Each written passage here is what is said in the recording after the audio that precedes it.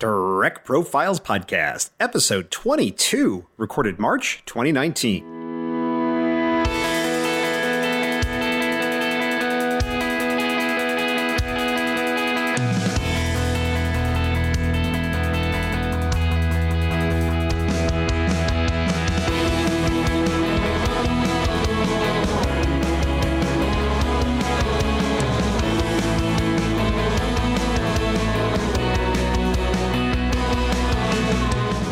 This is the Trek Profiles Podcast, where each episode we sit down with a Star Trek fan, we hear their story, and we try to figure out why we all love Star Trek so much. I'm John, your intrepid host of this whole enterprise, and I welcome you to this, the Trek Profiles Podcast, Episode 22. If you wish to get in touch with us, you can reach us at feedback@trekprofiles.com or on Facebook or Twitter at TrekProfiles. If you wish to leave us a voicemail, you may do that at our automated voicemail line at 609-512-LLAP or 609-512-5527. And if you want to leave a message on our website, you may do that as well at tricordertransmissions.com. Warning! As we record this, we are in the midst of Season 2 of Star Trek Discovery, so all previous Trek content up to and including that point may be discussed on this episode. You have been warned, human. As always, my trusty sidekick and co-host is the fabulously fun, forever forthright, yet never foolhardy, M5 Multitronic Unit. The M5 awaits commands. M5, let's see the news. Information posted. This show is a part of the Tricorder Transmissions podcast network. We've got so many great shows on the network, and really the most common thing besides Star Trek about all the shows on our network is that they're community focused. They're about the fandom and the people in it. So go check out the tricordertransmissions.com and listen to some of our other shows. I guarantee you're going to find something you like. And if you do that and you find you want to support the network, you may do that on Patreon at www.patreon.com/the Support will get you all kinds of special content, extended and uncut episodes, plus there are some tiers with some extra benefits and other cool things as well, so go and check those out. There are other ways to support the show and the network as well. Sharing the show on your social medias and also giving us a review on whatever platform you listen to us on would be incredibly helpful, and we would appreciate that so much. Okay, let's talk about Kobayashi Maru feedback. These are from episode 20 with Janae Fowler. Who is the snazzier dresser, Neelix or Quark? Quark was the selection of Janae, and Quark won the poll on Twitter by 67 to 33%. Personally, I thought Neelix was much more colorful in his sartorial choices, but so be it. Who makes the better omelets, Will or Thomas Riker? Will won by 68 to 32%. My guest had selected Will, so I guess everyone is in agreement there. Next question, tea Earl Grey hot or Ractigino? My guest selected the tea, but all of you selected the Ractigino by 53 to 47%. Which is the worst affliction, the Teplin Blight from Deep Space Nine or the Phage from Voyager? My guest selected the Phage, and so did all of you in a stunning victory for the Delta Quadrant by 86 to 14%. And finally, Damjot with the Nausicaans or Tsunkatse with the Norcadians. My guest selected Tsunkatse, but all of you said Damjot human. Human play Damjot by 70 to 30%. As always, after each episode is released, I post these questions in Twitter, so follow me there at Trek Profiles and you can have your say on this episode's questions. That's it for announcements, news, and weather. M5, run the show.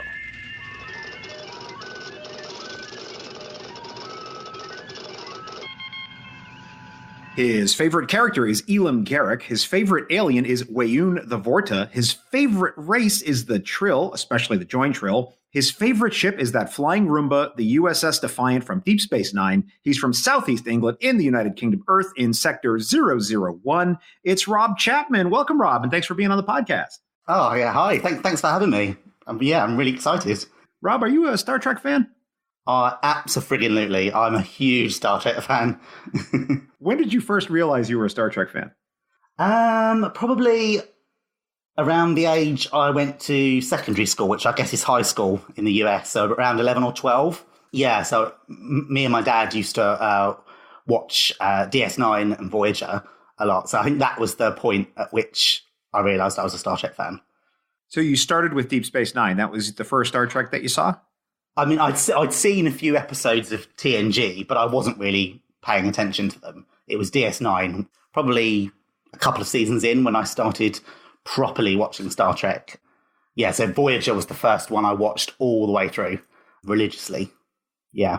What's the first episode in any of the series that you have the clearest recollection of watching? Well, that's a good question. It's probably not the first episode I watched, but it's got to be something to do with the Dominion War arc. So probably one of the, I think when DS9 was captured by the Dominion.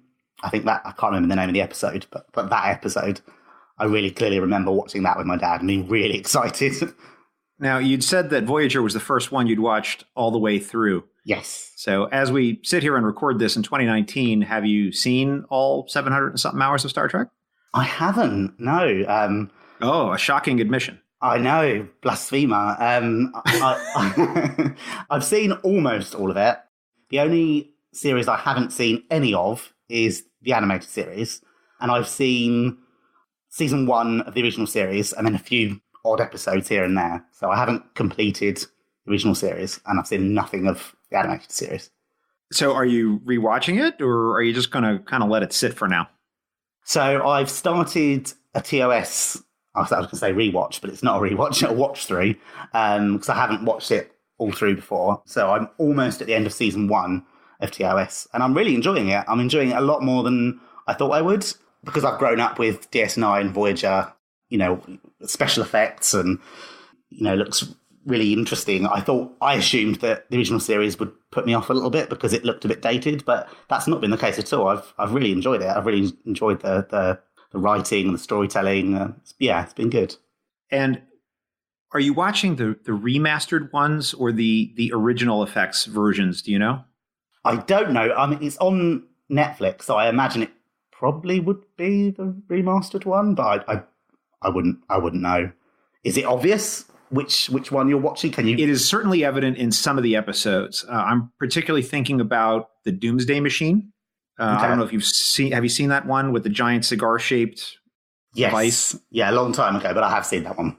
Yeah, if that's one where it's really obvious. Also, the Ultimate Computer, where the Enterprise fights off 4 other Federation starships in a drill in a battle simulation.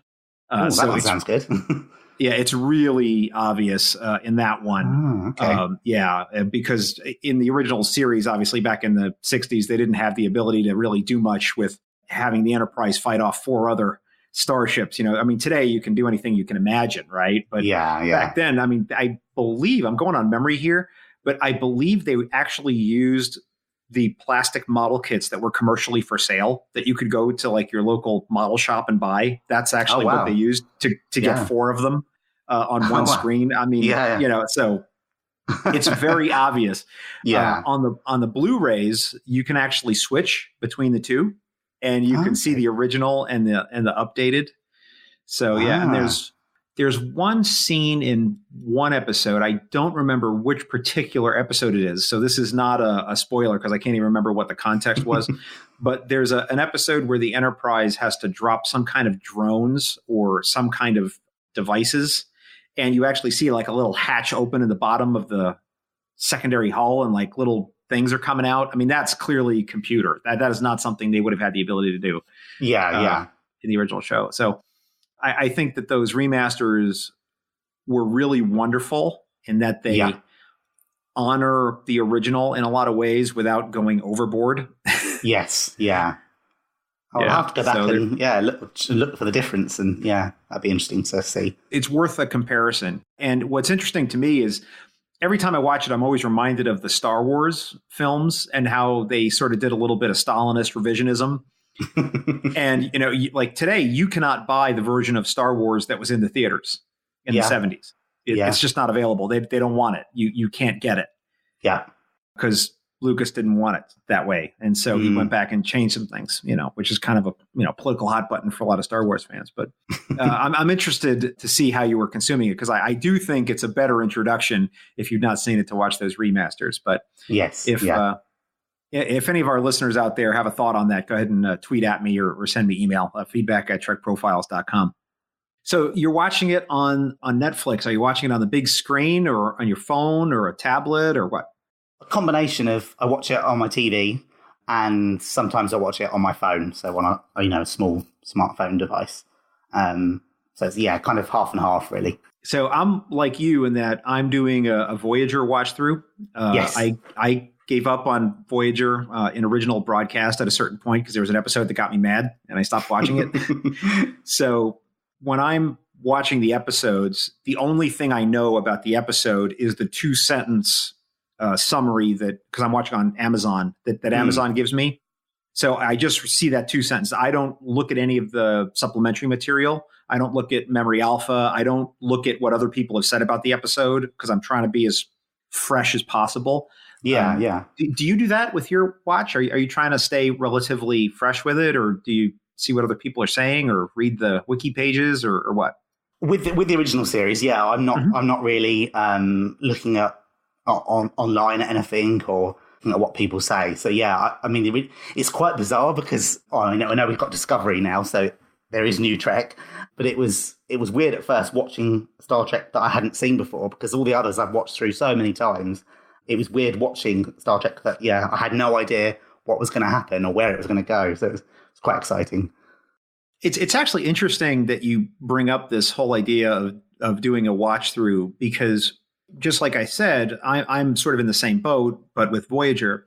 And while new Discovery is happening and we have, new Star Trek, at the same time, there's plenty of new to me Star Trek to watch. And so having both at the same time has been really interesting for me because I'm able to compare and contrast Discovery and how I feel about it versus Voyager, which again is new to me in many ways. So, it's not like I've lived with those episodes for 20 years. They're very much new to me. And there's some I literally had no knowledge of. I mean, even the episode title I'd never even heard of, much less the episode itself.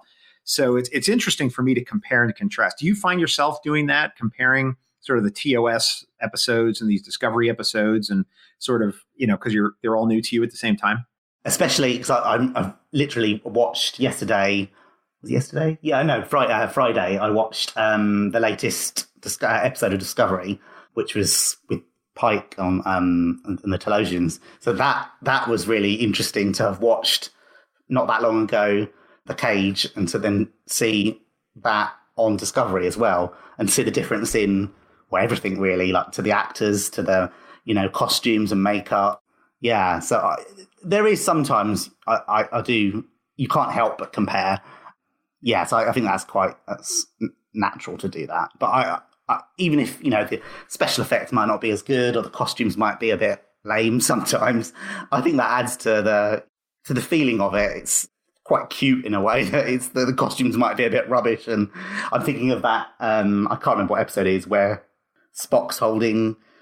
It looks like it's a dog with this most stupid costume that's meant to make it look... right. Yeah. That's a famous meme. I mean, people love to post that picture of him holding that ridiculous little dog, like with a unicorn horn on it or something. Yeah.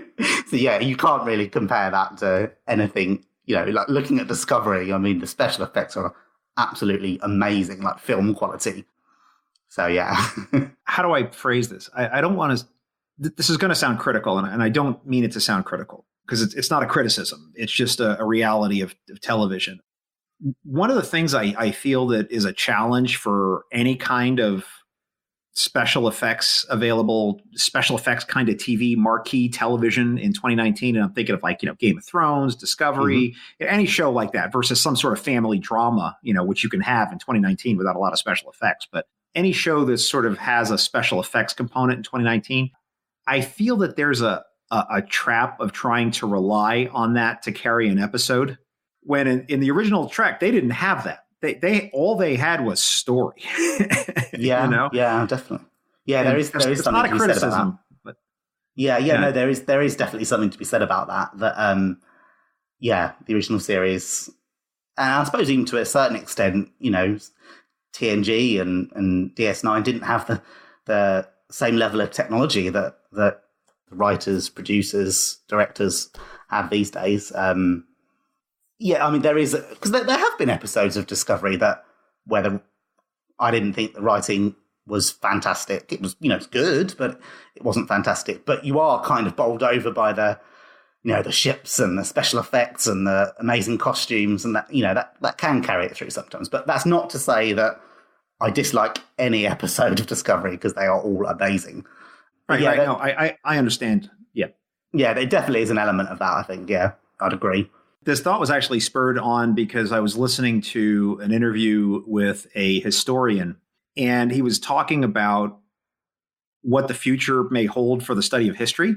And what he was actually referring to was the fact that when we go back in history and we look at, say, the writings of the Romans, what has come down to us in history is only like what the quote unquote most important or most famous Romans had written down, because only that was deemed worthy of preservation, right? And that's why when you go to a place like the ruins of Pompeii, right, and we have the vandalism and graffiti, that's really interesting for historians because that's like regular people doing that stuff. And almost none of that has come down through history except by accident. Yeah. Whereas in 500 years, you know, they're going to be able to see what I ate for lunch on a Tuesday because I took a photo of it and, you know, put it on Bookface or something like that, you know? So they have the ability to look at everything if they wanted to, right? And look at things in minutia. And the same thing I think is true in TV is that they have the ability to do so much more that sometimes I think they feel pressured to do so much more, you know, and it's like, well, you can, but, you know, I feel that those things always have to serve the interest of story, you know, and I think it's a temptation for all marquee television to get sucked into that. It's like, oh man, we can do cool explosions. Definitely. Yeah. So you mentioned the animated series. Are you going to give that one a go too? I haven't thought about it, but I probably will at some point. I'm taking my time with the original series, so I think that's going to take a while. So I keep having breaks and pauses to, obviously, you know, to watch Discovery, and that's probably only going to get worse when more content comes out. So I'm sure I will, but not yet. Although I have heard, you're right. Go ahead. I was going to say I have heard mixed reviews. Some people either love it and love its quirkiness, and others don't consider it Star Trek whatsoever. So, that'd be interesting when I finally do watch it. Well, you know, the one thing I can say about the animated series, and this is what I've said to other people before, actually, I'll say two things. First is that there's a few episodes which really are quite good. And I think Yesteryear is one. The follow-on to the Tribbles episode is really good. More Tribbles, More Trouble, I think it is quite good. But the other thing I'll say is that because it was animated, they had the ability to do stuff they never could have gotten away with on the show. Right. Okay. On the live action show. Yeah. Right. So you have Lieutenant Eric's who has 3 arms.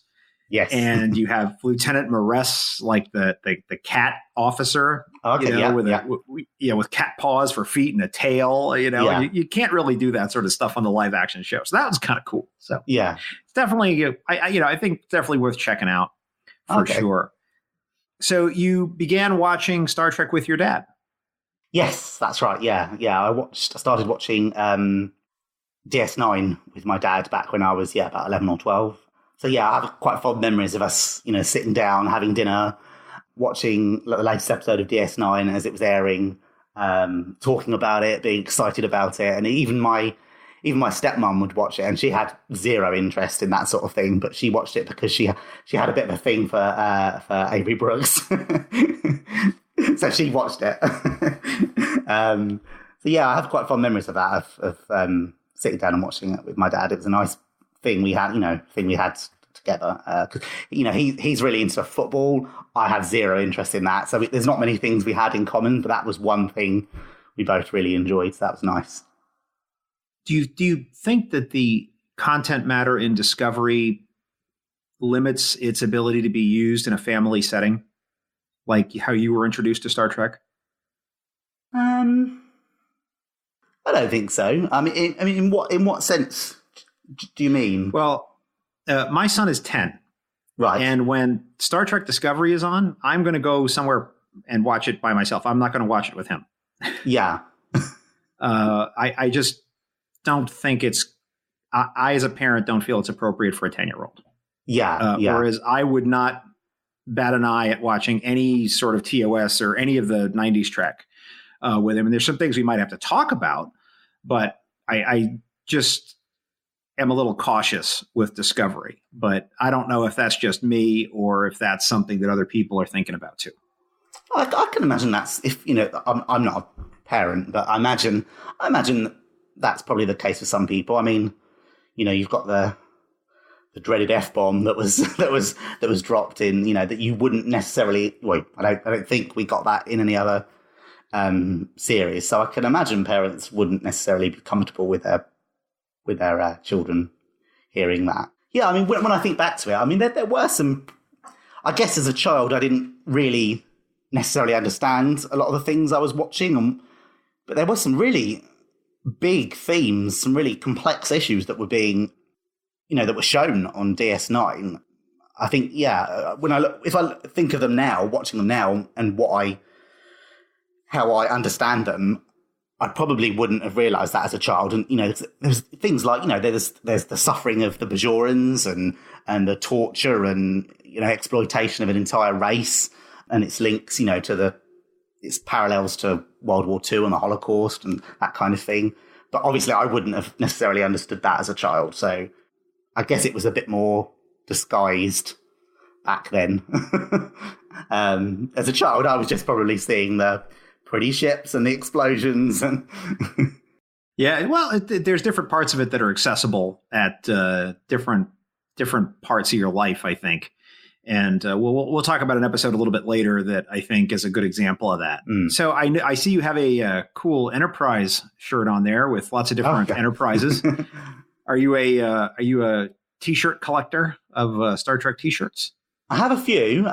So I don't, when I go to conventions, not that I've been to a huge amount, but I don't tend to cosplay. Not that I have anything against it. I'd really like to, but I don't really have the confidence or the skill level to cosplay. So I often get T-shirts and things like that to wear at the convention. And what I'm wearing now is one of the ones I wore to a convention last year. So yeah, I have a few. I have this one with several of the ships. I have one with like a silhouette of the Defiant, because that's one of my favourite ships. I have a cool one of the Cardassian Union emblem, which is quite cool. Nice. Yes, I've got a few. Yeah. Is that the extent of your collecting habits, or do you collect other things Trek related as well? So I don't have a massive collection, and I don't necessarily collect religiously, but I have a few of the Eagle Moss starships. I really like those; they're cool, and I can slowly see myself becoming a bit of a collector with those. I can't help myself when I'm at a convention buying. I'll buy one, So I can see that collection slowly growing over the years. So yeah, I really like those. I've got a few of those. I've got some of the Fansets pins. I really like those. Have I got anything else? I've got a few random things like figurines and things like that. So I've got a few things, but not masses. Well, you said that the Defiant is your favorite ship, so I have to ask if you have the Eagle Moss Defiant. Of course. That was actually, it wasn't the first one I bought. The first one I bought was the Enterprise D, but that. If the Defiant was there, I would have chose it. There wasn't much choice when I bought my first model. So if the Defiant was there, I totally would have bought that. Defiant was the second one I bought. So yeah, I've got the Defiant model, and I've got you can get the extra large versions. So I've got an extra large version of Voyager, which is really cool. Does it have articulating warp nacelles? It doesn't, no, sadly. Although my Enterprise D model now separates because I broke it. So, but that was not intentional. That was not by design. No. Oh no! And given the design of the poor thing, I can't imagine that saucer is easy to balance on there. I imagine you'd have to glue it pretty hard to keep it. Actually, no, it fit. It almost seems like it's meant to detach. I mean, it isn't, because it slots back in quite nicely. So it's now it has that sort of separation. So not intended, but it's cool. So you'd mentioned that you'd been to a convention. Are you a routine convention goer? I wasn't in the past, but I'm fast becoming one. So the first convention I went to was way back in 2003. And I think it was a Christmas present from my dad and my stepmom. They bought me, myself and a friend, tickets to go and see this Star Trek convention in London. And that was the first time I've been to one. So I met Kate Mulgrew, Alexander Stig, Chase Masterson, and that was really cool. And then I had a long pause. What was the highlight of your first convention? The one thing that was tip top for you? Probably, I mean, I am a big Janeway fan, so I really enjoyed her talk. But it was probably, because it was more personal, it was probably talking with Chase Masterson. So it was quite a small convention. So there was a small room with like vendors and actors. And I was walking around with my friend, and I think she probably took pity on us because she could see we were, we didn't really know what to do, or we didn't, we were a bit shy, so we weren't talking to people. And she just came up to us and started chatting to us and saying some really nice things and, asking us questions. And then she gave me a free autograph, which was really sweet. She was really nice. So that sticks out in my mind as a really, really fond memory. Oh, it's wonderful. And that's unusual too, for the celebrities to come up to you, right? That's pretty rare. So that's awesome. Yeah. No, it was really good. All right. And then it was, you were saying it was a long time before you went back to another one? Yeah. So then I had a very long pause when I finished my secondary school education, went to university, and then got a job. And then the next convention I went to, the next Star Trek convention I went to, was actually last year. That's the second one I've been to. Was that Destination? It was, yeah, Destination Star Trek in Birmingham. And I've totally caught the convention bug now. I can see myself going. I've already booked my annual leave from work to go this year, even though we're only in March and it's in that Destination Star Trek in October. Yeah, so I'm really looking forward to that. So yeah, I went to Destination Star Trek last year, and I was going to go the year before, but nerves kind of got the better of me. I had this idea in my head that it would be horrendous. I'd walk around, I'd have no one to talk to, I'd feel silly, and it just wouldn't be a pleasant experience. And I was so totally wrong. I wish I'd gone that year. So yeah, when I went last year, I did have those feelings, but I think because I'd interacted with people more on Twitter, and I'd arranged to meet up with people. It was just such a brilliant experience. Even though I met up with people that I know on Twitter, but I didn't go with anyone I'd met before. So I was on my own in that sense, but you're not on your own when you go to a Star Trek convention if you're a Star Trek fan. There's, people are so friendly and willing to talk, and you just strike up conversations in queues. It was awesome. And meeting up with people that I chat to on Twitter. And I never thought people were coming up to me and saying, oh, are you Trekkie Rob on Twitter? And I was like, yeah, like, how on earth do you know me? Like, it's like, I'm no one. How do you know me? And I was doing the same to people as well. So it was great to meet up with people, and I feel like I've made some lifelong friends, even just from that one convention. So yeah, if like me, you haven't been to Star Trek convention and you're a bit nervous or anxious, reach out to people on Twitter or social media and just take the plunge, because you aren't on your own. It's such a brilliant experience. It was probably the best thing I did last year. It was, an amazing time. Nobody goes to a Star Trek convention because they hate Star Trek and hate Star Trek fans, right? Exactly. I mean, it's kind of hard to believe, right? But it really is a place where, you get together and everyone is like you. They're there because they love it. Yeah, it is like, it sounds really cheesy and corny, but it is like your home, because these are my people, that they get me, they're into the same sort of things that I'm into, and, they're geeky like me. So yeah, it's absolutely, it was great. Yeah.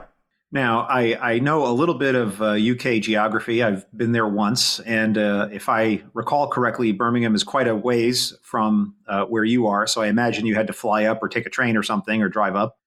Yes, yeah, I took the train up.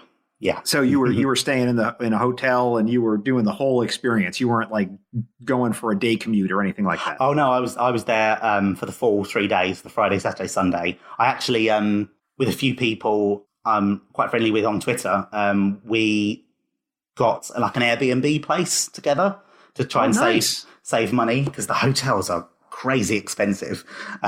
So we saved quite a bit of money that way, so we could spend it on autographs and photo shoots. Oh, it's funny. Yeah, I was in London actually the 2 summers ago, and we did an Airbnb, and it was delightful. It was absolutely the best thing we could have done. There was a little Tesco and a Waitrose that was right down the block. We could pick up our stuff and just cook, and it was fantastic. It was especially definitely the way to go.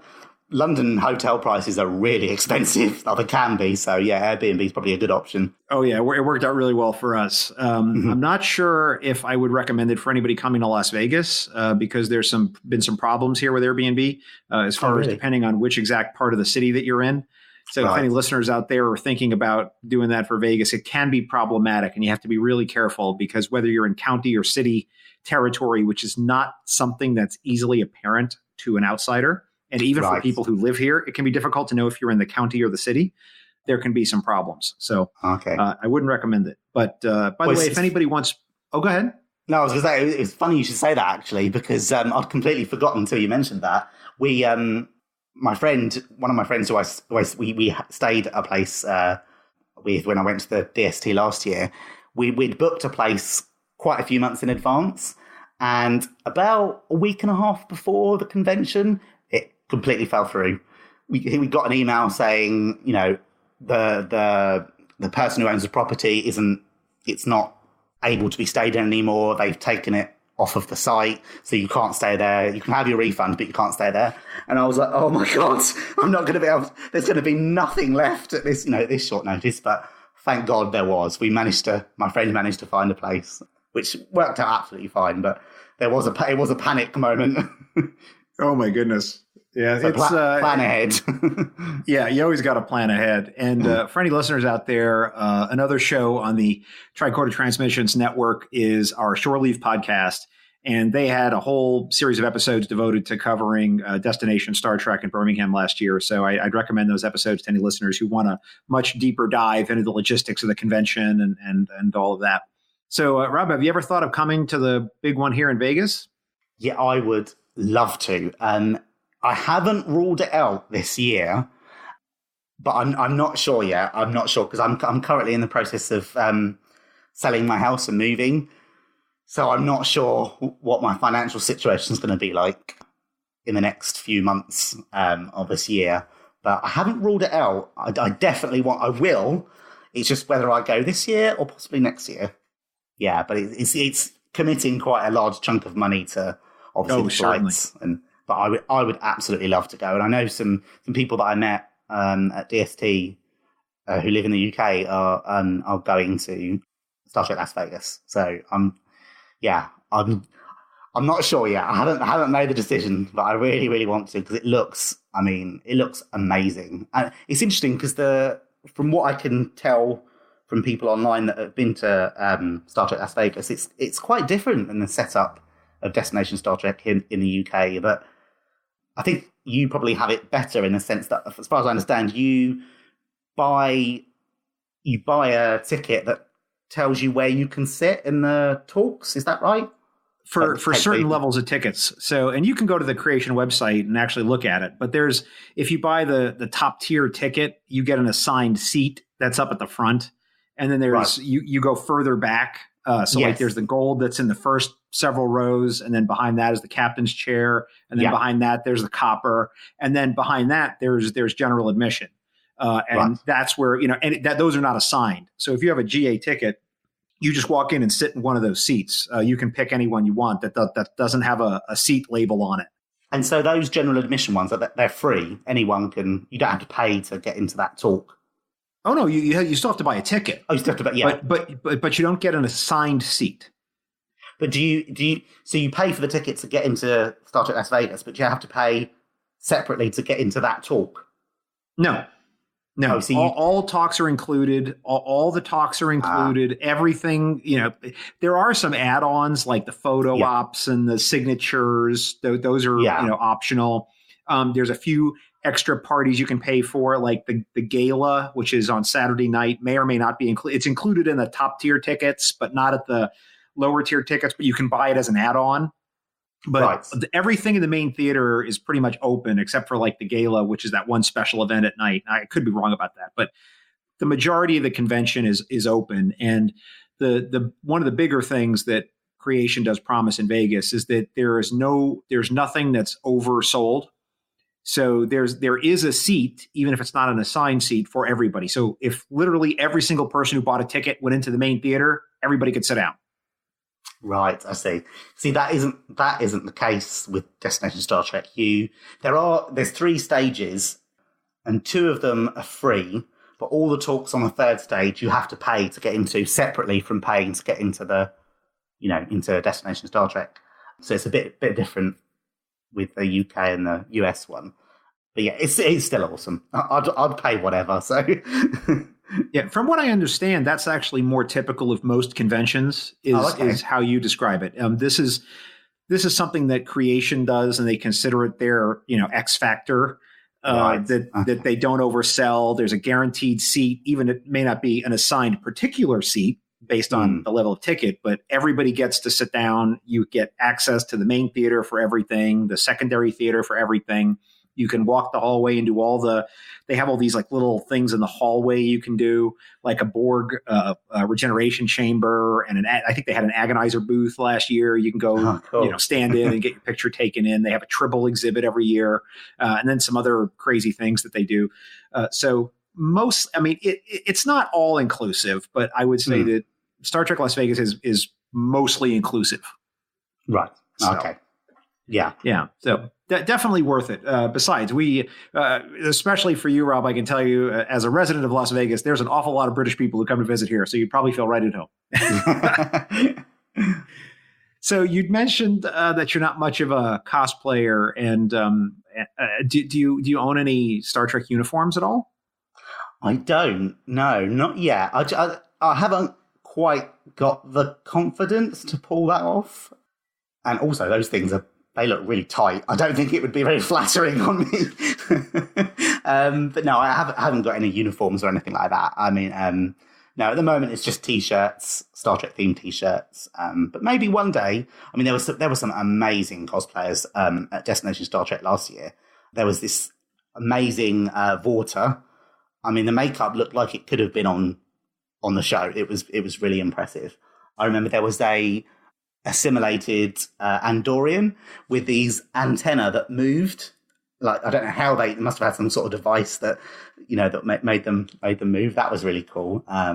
There was some really good cosplayers there. So if you could if money were not an issue for you and the size of the costumes was not an issue for you, if you could have your pick of any uniform from Star Trek, and you could buy one of them, what would it be?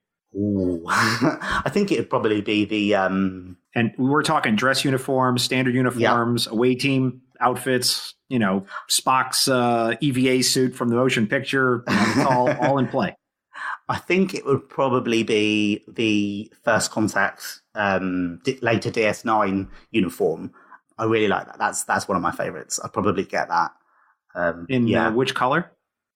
I'd never thought of that. Probably. We're asking the hard questions here on Trek Profiles. You don't get to come on this show and get an easy pass. Probably blue, I think. Yeah, I see myself as a more science medical. So yeah, I'd probably go for the blue.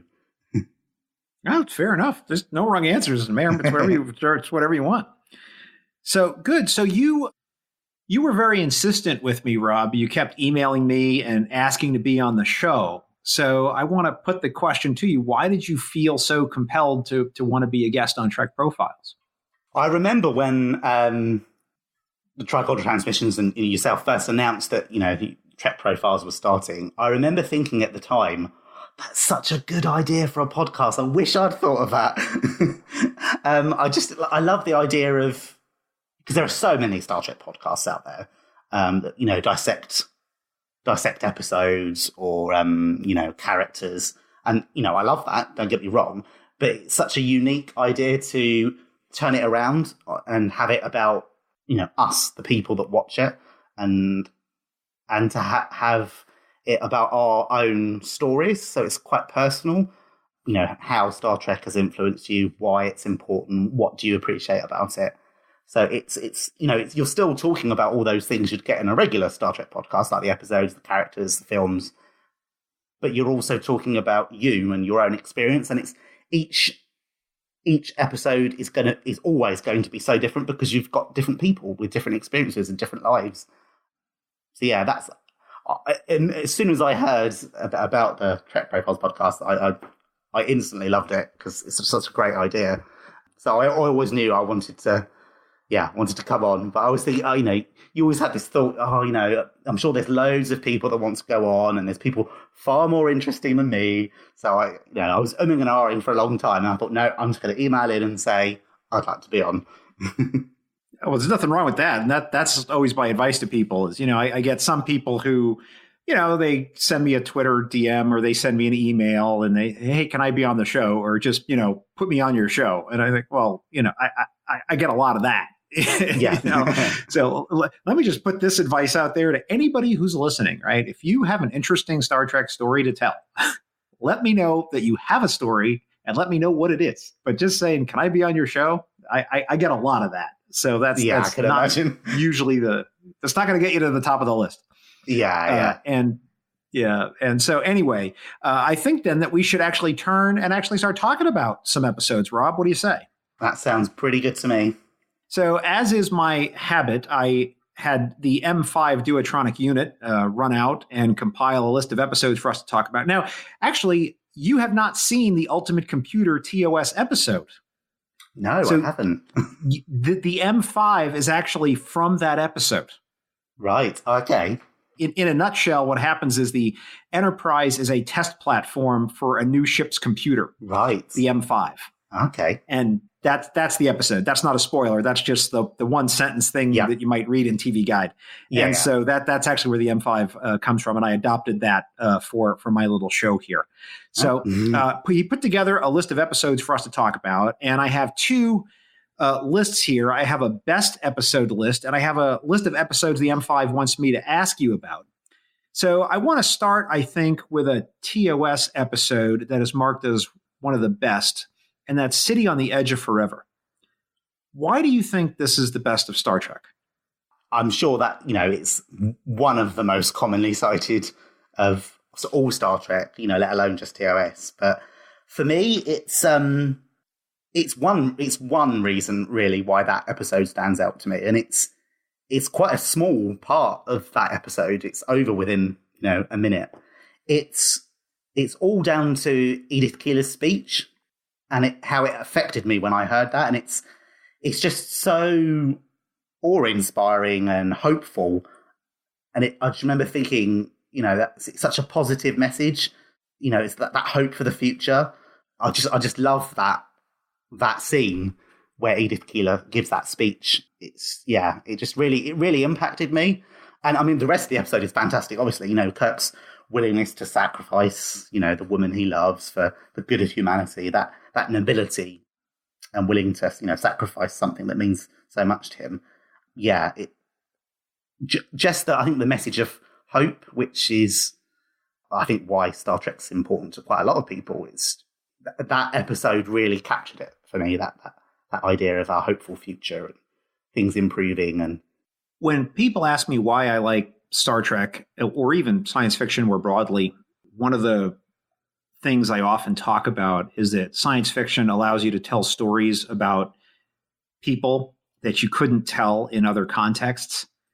And when you look at a story like this, there's a little bit of sci-fi sort of tropes in it. You got the medicine that makes the doctor go crazy. You've got the Guardian of Forever. That's, the big stone donut that you jump through. And there's a little bit of effects. There's a romance in it, but all of that really goes to serve this larger story about what is our duty to each other. What is our duty to the future that we're in?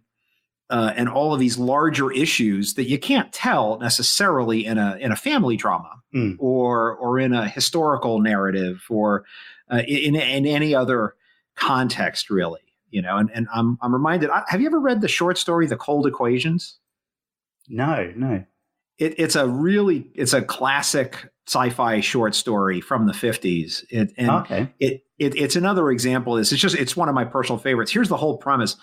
It takes place in the future, of course, and there's space travel, but space travel is incredibly expensive. Right. As it is today, right? It's, fantastically expensive. And so there's no gratuitous space travel. It's not like in Star Trek where they just hop in a shuttle and go places, right? It's if you want to go someplace, it's a lot of money, a lot of expense involved in doing that. And so a ship is going somewhere on a mission of some type, and they discover that a colony is suffering some sort of medical problem, and everyone's going to die if they don't get this antidote or this vaccine. And they dispatch a shuttle to get the vaccine there. So there's a pilot on the shuttle, and he's taking the vaccine to the planet, and he discovers that there's a stowaway on board the shuttle, and he doesn't now have the fuel to get there because the mass calculations for how much fuel they needed were wrong. Okay. Yep. And so he just doesn't have the fuel to deliver the vaccine, and all the colonists will die if he doesn't get there. That's the story. Yeah. And you're the pilot. What do you do? Wow. Yeah. And I'm going to spoil it. So, if you don't want to be spoiled, fast forward here, but for just about 30 seconds. But he ends up putting the girl out the airlock. Oh, wow. Because it literally is a matter of, if I don't do this, hundreds of thousands of people will die, because there is no way I can pilot this ship, and there's nothing on this. It's a little shuttle. It's not like some giant ship that has all this extra stuff, and they have exactly enough fuel to get where they're going. And none extra, and it's just, that's why it's called the cold equations, right? It's not like the warm and fuzzy equations, right? You literally will not make it, because there's not enough life support and everything else for two people. So, sci-fi allows us to tell those stories. And one of the things I think that's a particular strength of City is that, every single thing in the episode, the romance, the sci-fi, the effects, it's all in service of that larger story. It's funny because that short story you're describing sounds right up my street, because a lot of my, what I consider to be the best episodes and or my favorite episodes are kind of episodes like that, with big moral dilemmas that that somebody has to make a decision on. I really like episodes like that. So a lot of mine are kind of similar to that sort of premise. Oh, fantastic. Well, then that, I think, is a good lead into another episode that I think we should talk about, which is Tuvix from Voyager. And this was marked down as one of the best episodes of all Star Trek. Now, I would mark it as probably the most controversial. That's what I would call it. But explain yourself, Mr. Chapman. It definitely is controversial. Again, it's those big moral decisions that somebody has to take, and in this case it's Janeway, and she gets a lot of flack for the decision she makes. It's just the whole idea of what happens to Tuvok and Neelix and them merging together, and then Janeway having to make this decision about, do I let these two people go, and am I happy to let them go, and for the good of the ship needs, it's the experience that those two people hold, the ship needs that. But in doing that, if I don't let them go and bring them back, then I have to essentially kill a life form. It's the whole moral dilemma of that is really, I find it fascinating.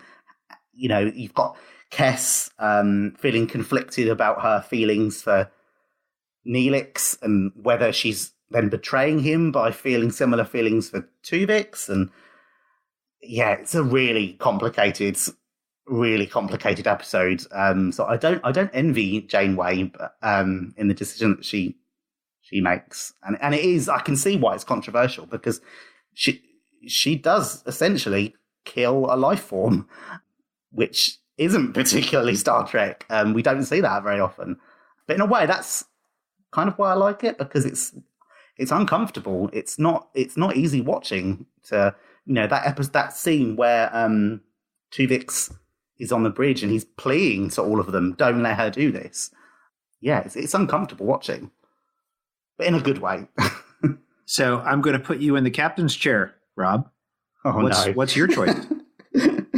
I think I'd take the coward's way out and resign my commission and make somebody else make the decision. It's just how could you? I don't know how you could do that. How you could justify ending Tuvix's life? Because I kind of see where he's coming from. He's here and now. They're not here anymore. It's not his fault that he was created. If I was forced to make a decision, I probably would leave Tuvix where he is, to be honest. So I'd go against Janeway. Yeah. All right, so I didn't want to influence your answer, but before you gave it, because I think I would agree with you. Yeah. As I look at the episode, what I think about is at the same time that this episode is going on, we're in the part of Voyager where they're being harassed on occasion by the Vidians. Mm-hmm. And they're bad guys in the show, for the most part, but there were some exceptions, because they're harvesting organs from other beings to keep others alive.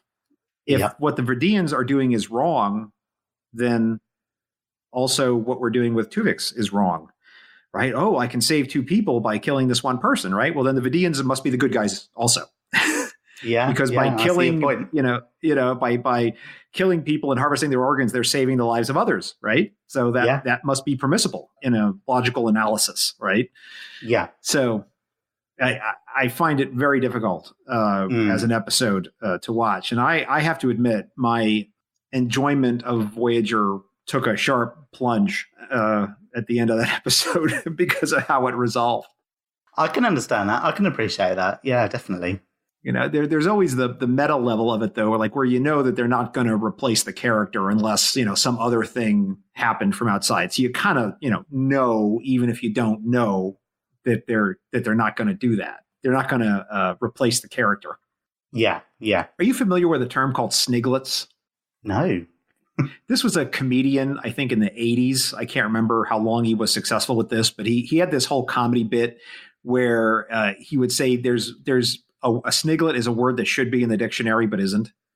And he would give like all sorts of examples, and like one of them was, the name for the black stuff around the rim of the ketchup bottle. There should be a name for that, this kind of stuff. And I always felt like there should be a word for when you're watching some sort of entertainment, and just by the reality of how it's introduced, itself spoils itself. So, for example, if you're watching a movie of some type or a TV show, and you see a major A-list actor in some inconsequential part, that they're going to be coming back. Yeah. Yeah. Right? Because there's no reason that the major guest star is like being a waiter in that first scene if he's not going to come back later. They would not have brought that person in to serve a drink. Yeah. So that something's going to happen. And even though you may know nothing about the show, nothing about the episode, it's now spoiled because the show spoiled itself, right? Because of the casting decision. Yeah. And so when you watch an episode like Tuvix, and I knew going into it that Tuvok and Neelix are there at the, I know that I knew it was going to be resolved before it even happened that way. And I kind of wish I could have, so I wanted kind of a word to describe that when a show was self-spoiling. But even at the time, back in the 90s, when the episode was first run, I suspect that people would have known going into it whether or not Tim Russ and Ethan Phillips were going to be off the show. I don't think it was possible to maintain that suspense. Because I wonder what that could have been. It could have been played out differently. I can see in my head how Tuvix could have seen how in pain the crew were at the loss of Tuvok and Neelix, and how it was affecting Kes, and how it was having a detrimental effect on Voyager and its journey. I could see him doing the noble thing and sacrificing himself, almost doing what Janeway does, but doing it himself. So he's made the choice rather than being forced. I could see, I wonder how it would have played out if it had ended that way as opposed to the way it did. But yeah, like I say, I like the tough decisions. I like the moral quandaries, those sort of episodes. So that's why I like Tuvix, because it is difficult. It's hard. It's a hard one to watch. So speaking of quandaries, I was in a quandary the other day because I had to run several diagnostic cycles on the M5 because I thought he was malfunctioning. Because on the best list, I see Macrocosm, which is an episode that seems to be widely mocked among the fandom, and people seem to not like it so much. I thought it was sort of a pleasant diversion, but yet it appears that the M5 thinks that you think this is one of the best episodes of Star Trek. So I have to call on you to explain yourself, Mr. Chapman. I love Macrocosm. It's such a brilliant episode, simply because Janeway's my favourite captain. So I'm biased in that sense. I mean, maybe it should be more of a favourite episode than a best episode. But I don't know. I'm surprised that people would think it's not a great episode because I love that the whole Janeway diehards, in her Starfleet vest with her phaser rifle and the grenade and I love that. It's just brilliant. It's to see a woman, take on these disgusting insect creatures and save the ship, and she does it all herself. She does the sciencing, she does the action. I love that episode. It's brilliant, and the concept of it with the crew all incapacitated, and it's just her and Neelix at the beginning. I love that episode. It's brilliant. Okay, fair enough. I didn't want to spend a whole lot of time on it, but I had to ask because I like I said, I didn't hate it. I thought it was okay. But then I just saw a lot of reaction where people, oh, that's horrible. It's a terrible episode. I didn't think it was all that bad, but I was certainly surprised to see it. Oh, that's surprising. on a best of list. But let's talk about an episode that I think a lot of people would agree is certainly a very fine episode, and that's Captive Pursuit from Deep Space Nine. Why is this one of the best of all Star Trek for you? I think, again, it's the moral quandary that I tend to hone in on episodes. O'Brien has in that helps, the name of the Tosk, that's it, that, he is kind of meant to stay out of it and not interfere, but he puts his career in jeopardy to help this seemingly helpless alien who he thinks is, being persecuted. Again, it's that whole concept of, risking and sacrificing something to help someone in need. And I can't remember the guy who plays Tosk, but he plays him so well. If I was O'Brien, I would do what he does and risk everything to try and help Tosk, because he pulls on all the heartstrings. It's another really, really good episode. Good episode because Cole Meany really, I think he excels in this episode. The acting is really top notch. Scott McDonald, that's the actor who plays Tusk. Yes, that's it. The acting in it is just really, really good. So let me ask you about an episode that I actually had not seen since it was originally broadcast, but I have to admit I really, really enjoyed it when the M5 put it on the list for me, and that was Enterprise, the episode United, one of the later episodes where we get to see the Andorians and the Tellarites and the humans and the Vulcans all working together to build this giant sensor net to capture the evil Romulan ship. Tell me why this is the best of Star Trek. I think you've summed it up really neatly there. It's just that the idea of these different people, these different races coming together who, have been either in conflicts or at war, or have very different opinions, different cultures, different ways of looking at things. They come together for this, common good, to fight this common enemy. I just love the idea of these people putting aside their differences and working together. And I'm pretty sure I hope it's United, where it's that scene, I think at the end, where you've got Shran and the Tellarite ambassador shaking hands. And that's in the episode. That really sticks in my mind, of two people, two races that couldn't be further apart in some sense. And I just think that really resonates and relates to the world now. We could use a bit of being united. There seems to be so much, without getting too deep, so much divisiveness, and, you know, being separated, and we're, you know, politics tends to divide us and separate us when actually we've got a hell of a lot more in common than we have that separates us. So I like the whole concept of, pardon the pun, being united and working together. And I think humanity needs a bit of that right now.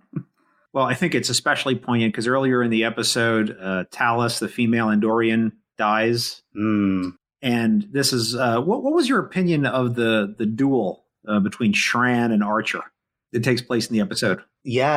I think that was really clever of Archer to do that, because he realizes if he does this, he can keep this alliance together. So it's very, not cunning, it's the wrong sort of word, but just clever.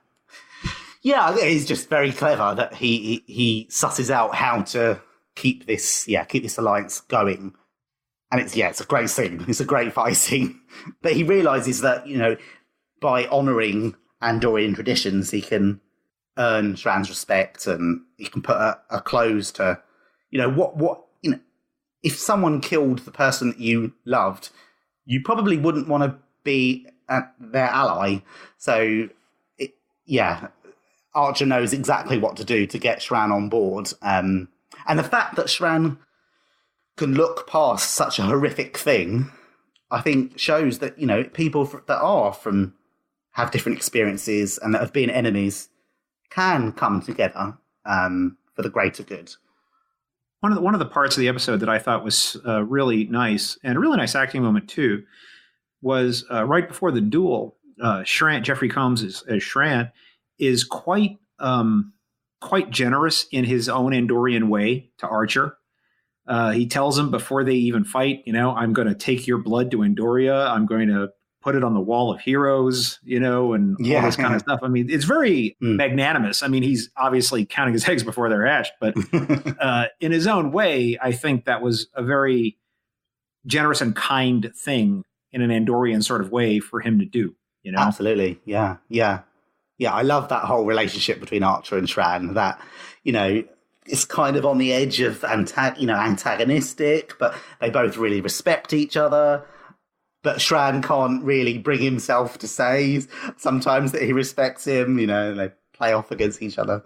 But I think he does. I mean, he wouldn't tell him. Yeah. I mean, if he says, I'm going to take your, you know, give you this very honorable thing for dead Andorians, right? You know, and that's pretty big stuff, I would think. You know, I think that's part of it. I just want to say, I completely love the Andorians and the Tellarite makeup in the episode. It was just really great when I went back to it. I was like, wow, that looks fantastic. It was just great. Yeah. Okay. You have a Discovery episode for us to talk about, my friend. Discovery, Sound of Thunder, visiting Kaminar. Yes. Yeah. Is that it? Or is that the Star Wars one? I know. I was just about to say that. No, it is Kaminar. Yeah. Is it Camino? I think that's right. I always I want to instinctively say Camino, but it's Kaminar. Right. Okay. So both planets have these long, gangly people that are running around. So, you know. So, obviously, this episode was quite interesting in a lot of ways. I almost want to challenge that it's premature to put anything from a recent season of Star Trek in the best of, because don't you think it has to settle for a bit? Yeah, probably. I mean, especially with season 2, it's almost like every new episode trumps the one before, you know, so it's quite hard to, I mean, it probably is a little bit premature to put it on a best of list, but I really enjoyed it for various reasons. I just love the character of Saru is... Please list your various reasons, because that's why we're here. Anything that focuses on Saru is up there in my estimations. But the whole concept, you know, the whole idea of him fighting his fear and anxiety and standing up to, you know, his people's long-held beliefs and challenging them, and, you know, this predator species that his people are instinctively, you know, terrified of and will go to any lengths to avoid. He stands up to them, and, you know, it's almost like, you know, he's starting the revolution of his people standing up and challenging the status quo with the Baul, isn't it? Yeah. The Baul, yeah. Yeah. So I really liked, Saru doing that, standing up for himself, standing up for his people, and saying, "No, things are going to change now, and this is how they're going to change." And I really enjoyed that. As we record this, we don't really know what happened after they left the planet. As far as we know, they left them to their own devices. What is your opinion on what's happening on Kaminar right now as we record this? Because we don't know anything past when they left the planet. So all the Kelpians are now these evolved Kelpians. Yeah, is there going to be giant Bauls on spits being roasted for dinner, or is there a civil war happening, or is peace and friendship prevail, or what do you think is happening? I would like to think that like Saru's sister is helping to try and facilitate some sort of dialogue between them and to try and bring around about some sort of change, but not to go back to how it was before, with obviously the Baul being the prey species. How that's going to happen, I don't know. It's probably more realistic that there's going to be a lot of Kelpians that are quite angry, and there probably will be a civil war. But I'd like to think that they're going to try and work out their differences and try and find some way to live together. Whether I'm just being naive, I don't know, or optimistic. We don't know. I just suspect, and this is, if I was a betting person, I'd bet this, we will probably never find out. Yeah. I don't think we'll ever find out. I think that Discovery has a lot of irons in the fire, and I don't think they're going to go back and give us a resolution of this. Even if it's just a sentence in an episode might be all we get, or something like that. But I don't think we're ever going to get an answer. So it's going to be left for us to imagine. Yeah. Yeah. Which, by the way, I have to point out is a very Star Trek thing to do. I mean, going right back to the original series, if you look at, the apple, the site of paradise, a piece of the action. I mean, this is like a very classic TOS thing, is to totally upset a society, pull the carpet out from underneath every single person on a planet-wide scale, and then be like, "See ya, suckers," and warp off to the next adventure. It's something that always kind of irked me when TOS did it, and I'll be curious to see if we ever get back to it. So let's turn then and talk about some episodes that matter to you personally, Rob. I've got 4 of them I think we should talk about. Yeah. And I think what we'll do is I'll take them in order. Let's start with TNG with lessons. So Nella, Darren, Stella, cartography. The moment that a lot of people remember is them playing music in the Jeffries tube on the ship. Yeah. Why does this episode matter to you personally? Yeah, I know. I can imagine there are a lot of people saying, "Really, that episode?" Especially because the whole Crusher Picard thing, and even a lot of people prefer Vash over, clearly the correct answer. No, see, I'm Team Darren, but I know I'm in the minority, so that's fine.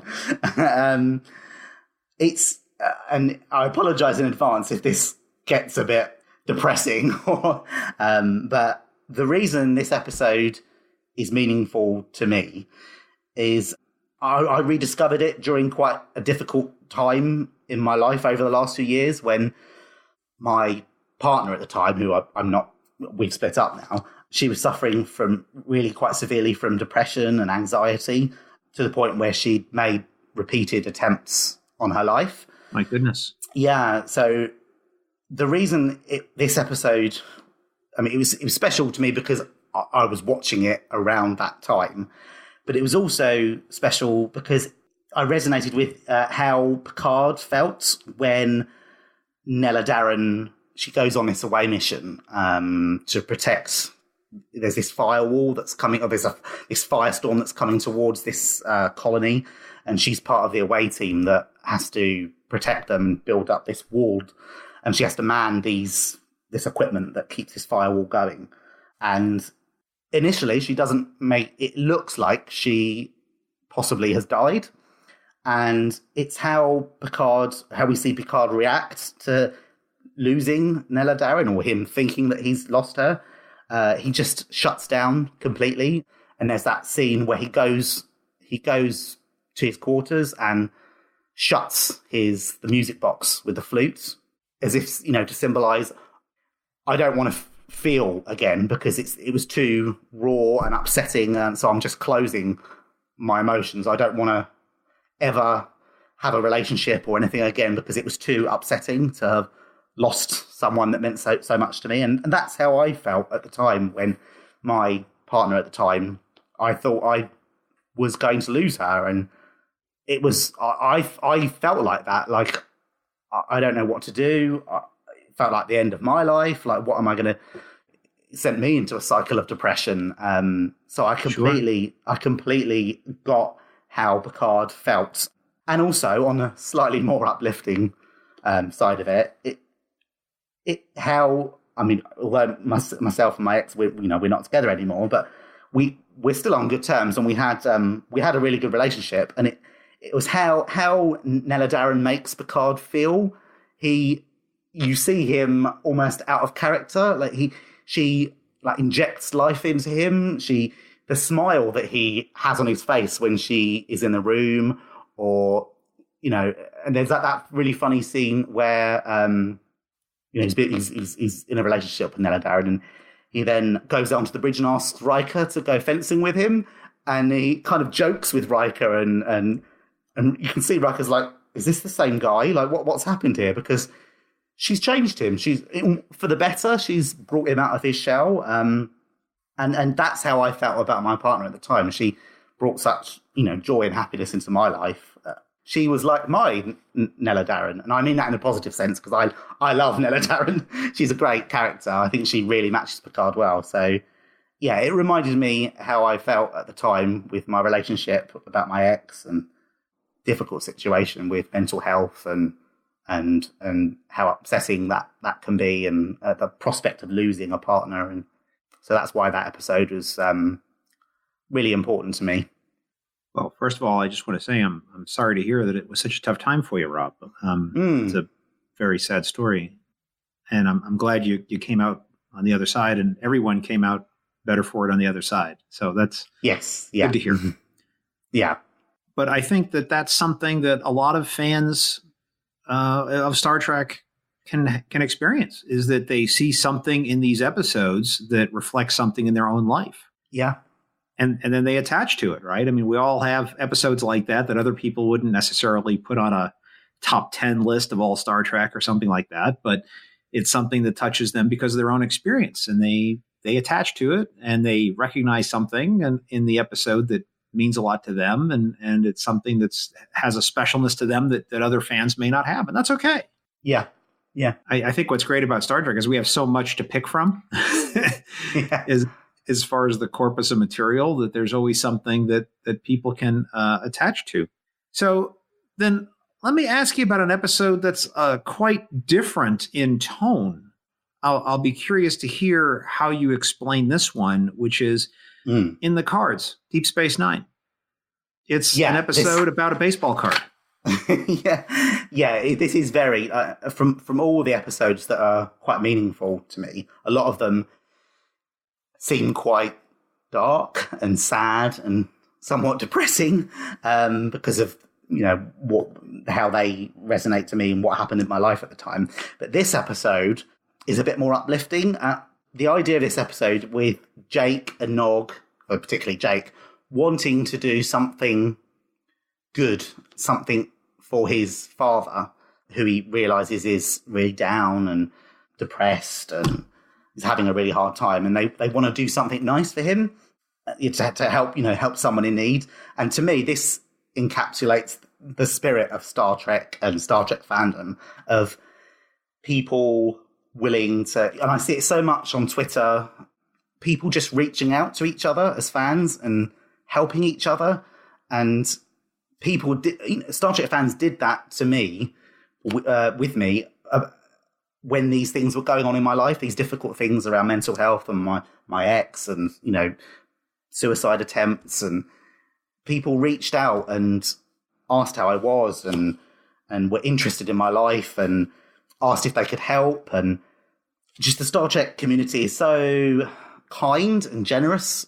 Complete strangers willing to do something positive to help their fellow human. And Jake and Nog do this in this episode, and they do it, initially it's only to Sisko, but they inadvertently help the entire crew. You know, they uplift them, and they make such a difference. And I think you see Sisko at the end say that it's like something swept to the station and swept all the cobwebs out, and everyone suddenly feels their spirits have been lifted. And so that's why I really enjoy this episode, and why it means something to me, because Star Trek and Star Trek fandom has done for me what Jake and Nog did in this episode. They cheer me up, they pick me up, and when things are down, and look out for me, and we all have each other's backs, and that's really important to me. I've heard so many stories since I started doing the podcast of things exactly like that, where fans are having a difficult time in some way or another, whether it's emotionally, whether it's financially, whether it's with some particular problem in their life, and they end up talking to random Trek fans on the internet, and something wonderful happens. Yeah. Or something better happens, or perhaps nothing happens, but they feel better. Yeah, exactly. At the end of the day.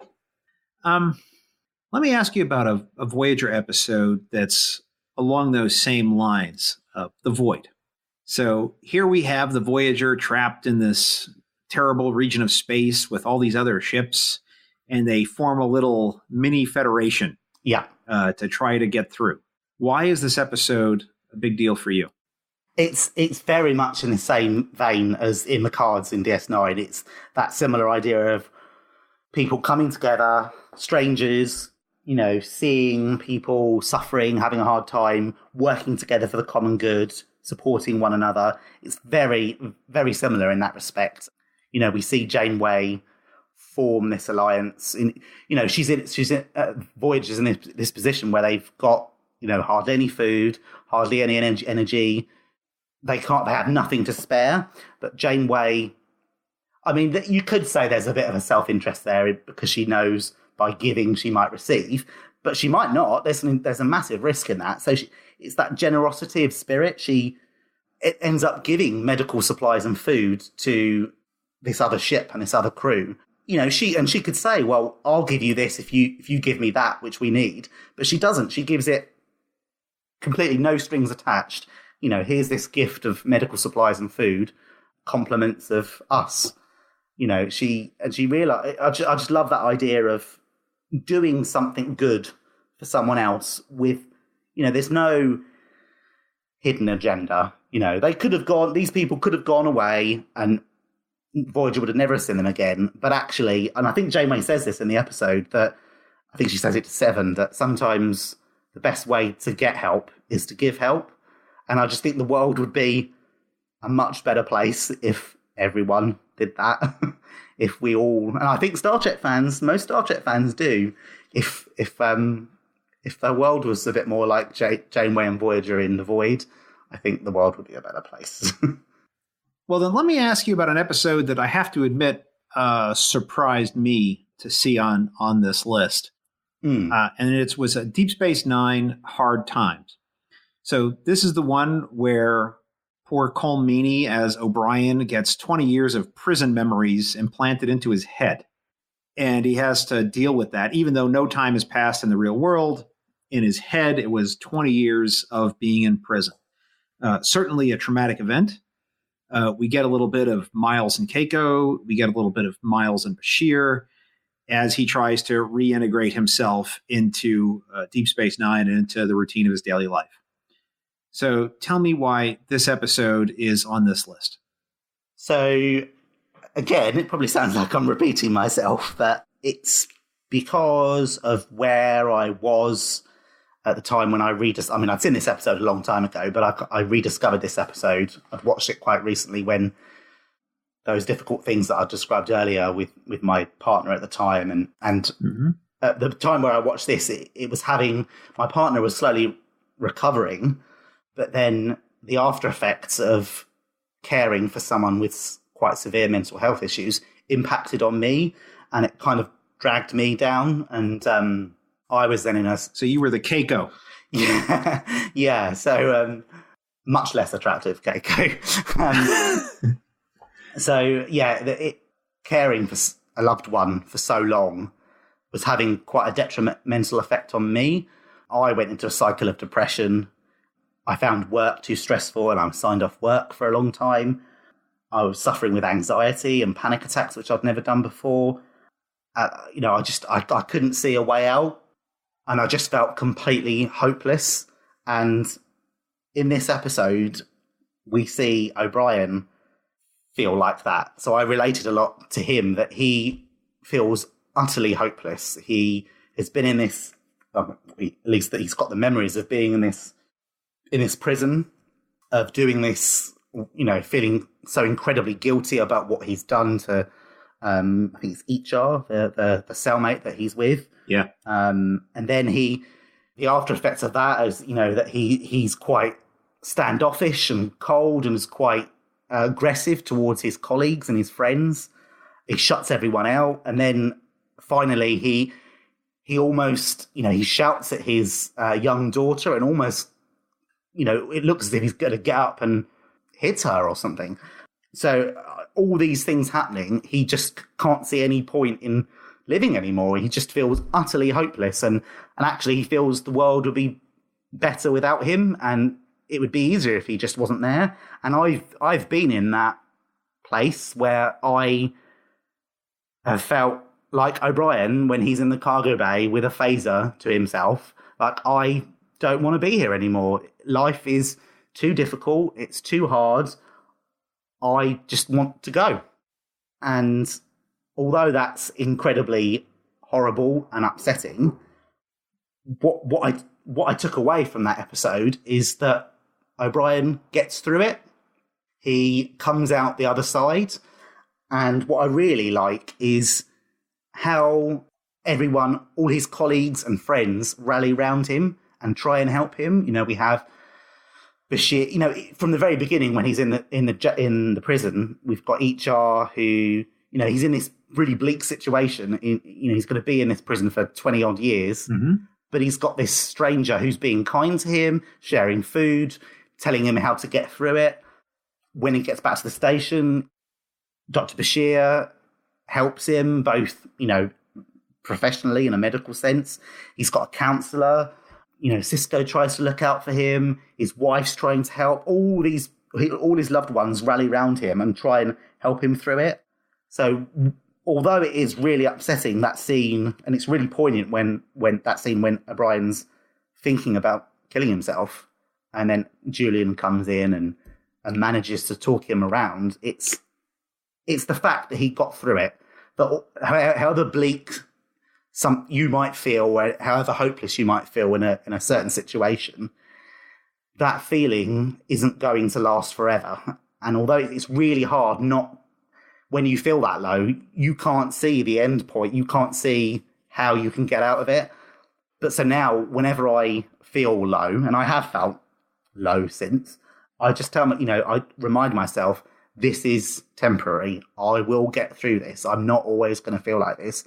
Just like O'Brien did. He got through his hopelessness and he survived. So yeah, although there's a really sad element to why this is meaningful, but there's also a hopeful and uplifting reason why this is a really meaningful episode to me. So it sounds to me like Star Trek helped you through some really dark times in your life, Rob. It really did. And I know that's a very common thing. A lot of people say that. So it does feel like a bit of a cliche, but it really did, if not save my life, I think it has really improved my life and made me happier, made me be able to help me deal with some really difficult things in my life. And at the very least, it's introduced me to people that are really the best bunch of people in the world, that they're just so kind and generous and understanding. Star Trek fans are just, they're the best sort of people. They just want to help each other. They want to be there for each other. They're, generally very kind, supportive people. And I'm just really glad to be part of that community. I suspect that a lot of Star Trek fans know what it is to be the outsider or to be in a dark place or to not be part of the in-group. And so having that in our lives, we're very aware of that when it's happening to other people. And you can't be I've said this before, and I'm sure my 5 or 6 listeners are sick of hearing it, but you can't be a pessimist about humanity and be a Star Trek fan, a long-term pessimist, maybe a short-term pessimist, but you can't think that we're on the path to the Blade Runner dystopian future and be a Star Trek fan, right? I mean, the whole point of it is that we get to this place where life is better for all of us. Yeah, absolutely. Well, Rob, I have to tell you, I've enjoyed our conversation. I've really enjoyed it, yeah. I've enjoyed talking with you.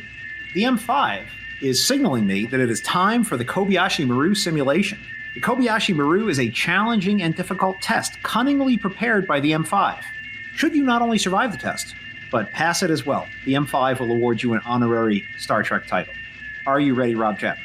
I'm as ready as I'm ever going to be. M5, load the Kobayashi Maru simulation and prepare to record Rob's responses. Simulation loaded and ready. Question 1. Choose your Starfleet cosplay, the Season 1 TNG Jumper or Star Trek the Motion Picture.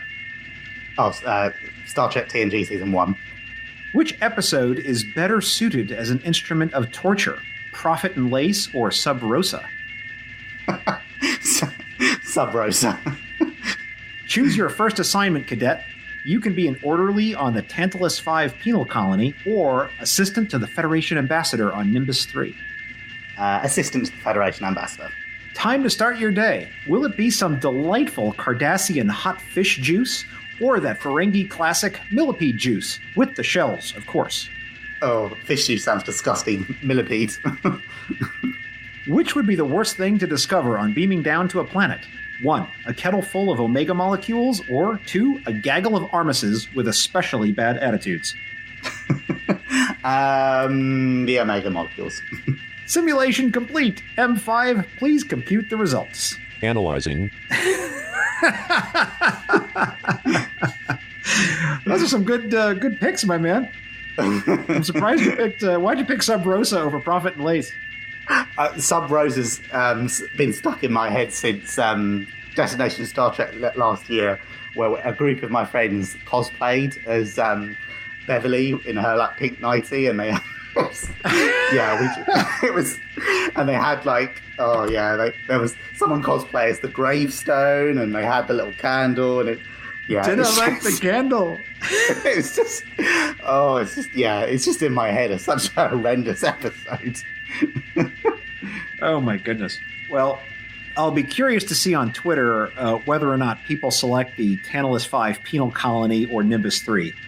You remember Nimbus 3? Yes, yeah. All right, but I bet you haven't seen Tantalus 5 yet, though, or have you? Don't think so. It's from a TOS episode where it's the penal colony and Kirk has to beam down and the bad guy swaps places with him and he's trying to beam back to the ship, but he doesn't know the password.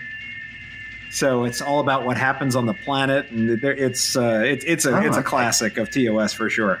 Not a good place. Not a good place. All right. M5, please tell me if our guest has passed the Kobayashi Maru. Information posted.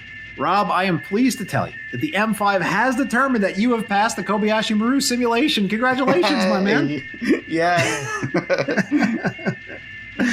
And now, the M5, who has analyzed your answers, will award you an honorary Star Trek title on behalf of our podcast.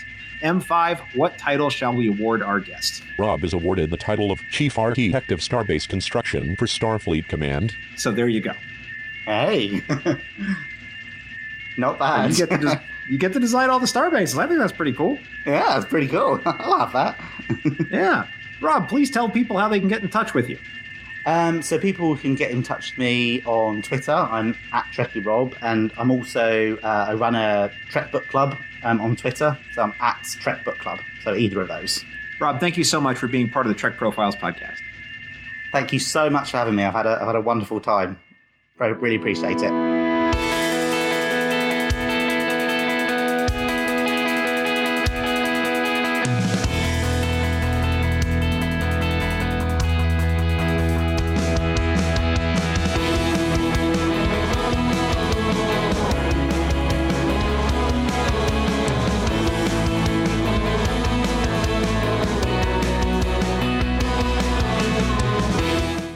Here ends this installment of the Trek Profiles podcast. And before we offer a Trek quote to close this episode, I'd like to remind you that you may send us your helpful ideas, your pleas to make the show stop, or your very best Pakled love ballads to feedback@trekprofiles.com or on Facebook or Twitter @TrekProfiles. Anything you send us may be used in the show, or it may be fed to Control to see if it achieves sentience.